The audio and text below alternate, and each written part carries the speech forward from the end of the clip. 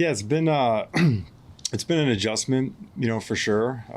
But we as a staff, we've come together and tried to figure out, where we all have to, pull a little more weight, so to speak. But at the end of the day, it's football, and our process, has stayed the same as much as it can. Just trying to identify, how we have to game plan like we typically do, and if there's any areas that people need to do a little bit more in, we will. But just more volume for me, more stuff to get through than before. The most noticeable change Wednesday was DB's tackling drills with Dre and Brian Cox.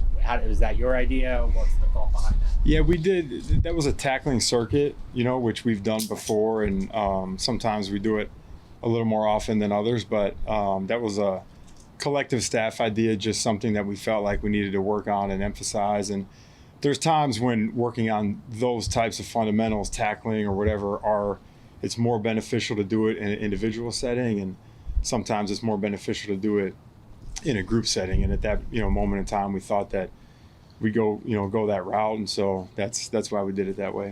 The run defense clearly has been problematic, right? Yeah. What do you you're a different eyes, different voice. Like, what do you see as the problem there? Like, what do you need to improve to fix that? Yeah, I think there's a couple areas. If you look at the big runs from the other day or any of the big runs this year, I think it's a combination of scheme. Are we getting aligned correctly, and are we getting the adjustments communicated? It's also technique and fundamentals, as well as making or missing tackles. Like one of the ones the other day, got out technically. We could have been sounder up front and had guys there to get Gibbs down and didn't make the tackle. In other areas, we didn't get a front adjusted correctly, and so it's really a couple areas, and that's as a staff we've been focusing on how can we, as best as possible, improve all of those areas. I mean, anytime you give up that many yards, it's a multifaceted thing. Going back to Monday, were you surprised at all? Just because there's guys on the staff who have been DCs before, and then what was Mike's communication like when he obviously offered you this role? Yeah, I wouldn't say my first thoughts were with Shane. And as a man, I felt for him and felt having been a part of his staff, personal responsibility and disappointment that we didn't do better for him. So that's where my initial thought was, and but Mike just communicated that he was going to go with me as the play caller moving forward, and I wasn't surprised. Having said that, we do have other guys on staff who have experience calling plays and that type of thing, and in my opinion, it could have been any of us, but I just took it as a challenge and an exciting opportunity for me, and just was excited to get rolling and do the best I could, knowing that our staff does have good coaches, and they're all there to lean on, and it'll be an all hands on deck approach anyway. So that was kind of where my thoughts were at the moment. It's sometimes hard to tell just on a guy's job title on his Wikipedia page if he's called plays before. Have you called plays anywhere at any time, any games? I have not. Yeah, this will be the first time. How do you work through that, Charlie? How do you, is there a prep work for you this weekend? How are you getting ready for this opportunity? Yeah, we've done some call-up periods in practice, and we'll continue doing that, and then just watching games and going through the calls, that type of thing. But it's just, as a position coach along the way, you're always preparing for this type of moment anyway, and in games have your own thoughts of what calls you might go with, or even in game, just, suggesting it to the play caller, over the years. So, that's kind of naturally just how coaches think, but yeah, I'd say this week just kind of getting reps at, putting myself in those situations and what the moment would call for, and what the menu looks like in those moments, and then being able to make a decision in real time.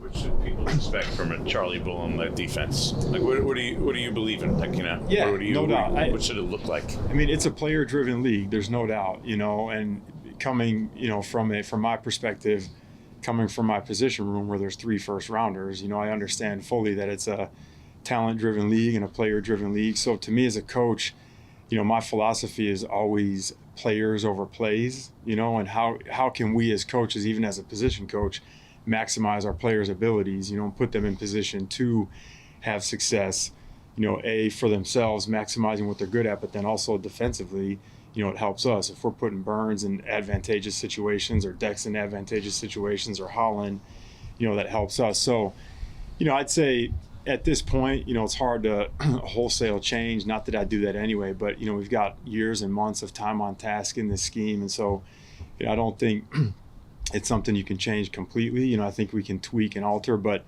as best I can, I just want to put these guys in position to succeed so that their skill sets are maximized and they can play as fast as possible. Sure. I think a lot of the assumption is you worked under Vance Joseph, like it's going to be aggressive, a little more aggressive, more guys at the line of scrimmage, create confusion. Like, Is that sort of what you believe in at heart? It might be. It might be. No, Vance is a great friend of mine and a big mentor of mine, and we talk quite a bit, even before this type of thing. So, and he's influenced me for sure, so.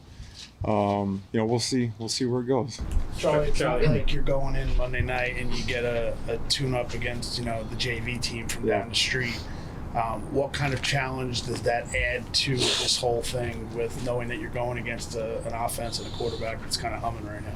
Yeah, it's a big challenge, and I don't know. I'd say Josh McDaniels is one of the top coordinators in the history of the NFL, and he's challenging to face as a coach, and their personnel is challenging, and Drake May's playing at a really high level right now. So Josh, he's a great play caller and a great offensive mind, and it is a big challenge. And I had some years in Miami as a position coach, 7 years in the division, have some experience coaching against him in that regard. But it's a big challenge, and it's something that we're doing everything we can to be ready for. But at the end of the day, it's football, and whether, it's this opponent or that opponent, it's your job as a coach to, put in the prep work and identify, who it is you're playing, what they do best, how you take away their best players and plays, and go from there. But they're good. I mean, he's good, so it's a big challenge. Charlie, the thing on everybody's mind is like, the Giants have a 7-point lead with 10 minutes left on Monday night. Like, how are they going to close it out? So, like, what are your thoughts on? They're not all the same, of course. A 1-point lead isn't a 19-point lead, but on getting the fourth quarter stuff. Yeah, no doubt. That's something that we have to fix. If you want to win games, you have to finish. So I think, again, going back to the run defense, anything that's not successful, you got to look at why. And there's a couple reasons why. Again, where can we schematically make sure that these guys can execute the call so that their plate is as clean as possible before the ball snaps, so they're in position, correctly aligned, and can execute. And if that's an issue, then we got to help them as coaches. And then guys got to do their job, and then when they have a chance to make a play, they've got to make it. So whether that's a little bit of all of those things or a combination of, that's what we focused on looking at this week, and that's what we'll try to address moving forward. With the way, Take a couple more. With the way Burns has played, I'm curious, just what, now that you've seen him kind of progress, you mentioned before just kind of how his offseason was so impressive. With where he is now, just how impressed are you with that work paying off with how he's played this season? Yeah, very impressed, because to me, he's a guy that, is in year 7. He got paid. Naturally, someone like that could possibly take their foot off the gas, but he hasn't, and it's just a reflection of how good he wants to be and his desire to be great, and he's committed to doing whatever he has to be great, and so it's been awesome. He's a great player. His approach has been fantastic, and that's been really fun for me as a coach to be a part of and do my part in that. But at the end of the day, the players are the ones playing, and they're the ones applying their process, to their quest to be great. And he's done that. It's been awesome to see. How much do you think about? What do you think about your first game, as a coordinator, being prime time Monday night?